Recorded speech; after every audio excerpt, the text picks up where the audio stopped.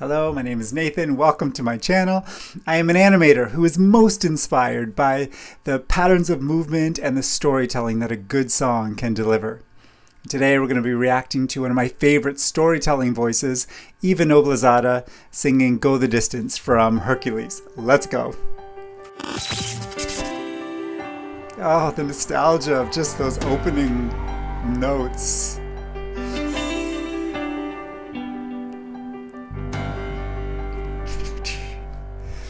I have often dreamed of a far-off place where a hero's welcome would be waiting for me. It's a little vibrato at the end of that. She has such a clean, such a clear voice. And she's beginning this song in a way that's so gentle and so soft. I love voices that come from musical theater that will tell you a story throughout the song, that are intentional about how they speak the words, how the timing of how they speak the words goes. When they see my face and the voice keeps saying, this is where I'm meant to be, I'll be there someday.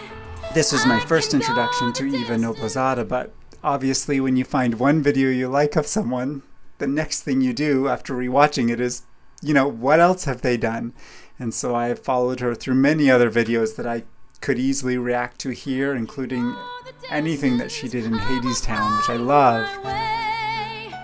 If I can be strong, I know every mile will be worth my while.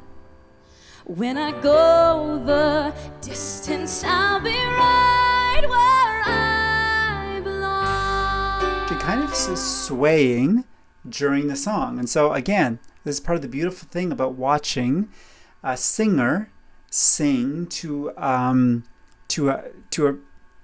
predetermined timing in the song, is that in some ways this part of their body is holding the timing of the song while their hand is doing different gestures that hit accents.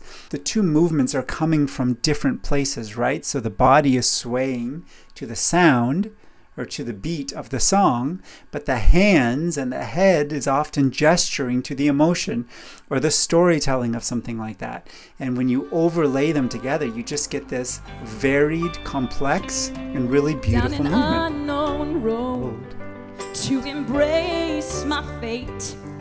Though the road may wander, it will lead me to you. And 1,000 years would be worth the wait. It might take a lifetime, but somehow I'll see it through. And I won't look back. I can go the distance and I'll stay on track. No, I won't accept. Surely I'm not the only one who does this. Please, if there are others watching that analyze to this degree, I'd love to hear from you. But we have to stop and look at the movements that she does. And I think they're so interesting to me because music keeps you on a certain rhythm, right? And you're going to follow those notes in the timing. And so it affects the singer's movements. And so they move and they flow and they sway and they gesture on this rhythm. And then they do bigger gestures and smaller gestures all on the rhythm. And I won't look back. That quick look away and then forward. Some of it is just the effort of her singing. And I'll stay on track. Again, we've got this big movement from her. She follows it with this little tiny head shake. It's barely perceptible, but I'll stay on track. Tiny little movements that are just being packaged and fit within this rhythm and this predetermined timing for the song. So when I'm animating a character, like talking about kind of things, I'm thinking musically in my head, and I'm thinking of a rhythm of a scene, and I want the character to do a big action and then look up and do a little head shake before they move on to the next action. And for me, it's just tied. The movements of normal life and humans talking and acting are so musical. And so when I see them played out in this musical way with a character, with a artist singing, it just makes sense, and I'm obsessed by seeing how the movements fit in the timing. Okay, let's continue. Please tell me I'm not alone though, right? others do look at this sometimes, right?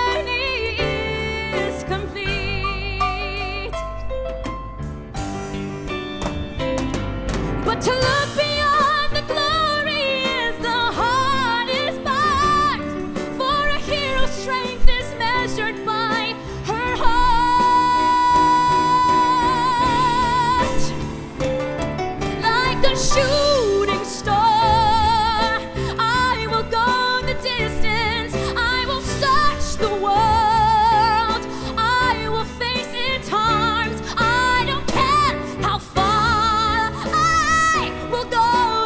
Yeah, she just attacks those high notes. And in this case particular, I love how she hits it just ahead of the timing.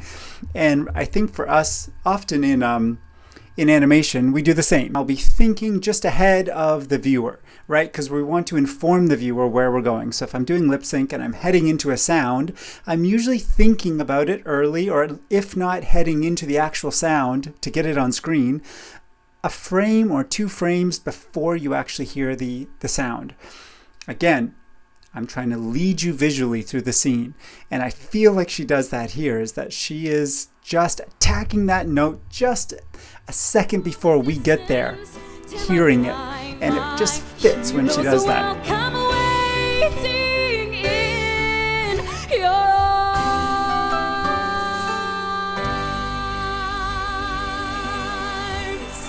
Love this performance, and I love the little nuances that are brought to it. I love hearing the female voice singing a song that I love so much, and I might just go back and watch it again. Thanks for joining me on this reaction. See you on the next one.